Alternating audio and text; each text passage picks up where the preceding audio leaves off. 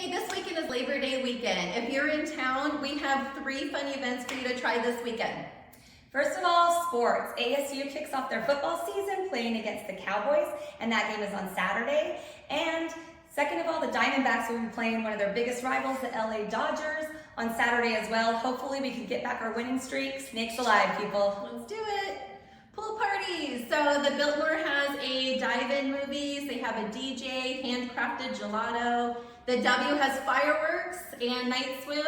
Hey, if you are into pool parties, DM us. We have lots of ones around the valley we can give you.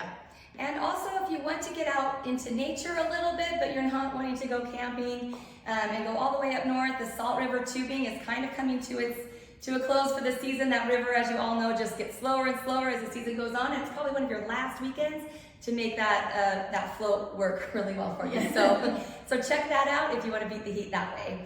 I'm Megan. Kelly Quinn. With Heart to Home AZ at Realty One Group, and we're your East Valley Realtors. Have fun this weekend.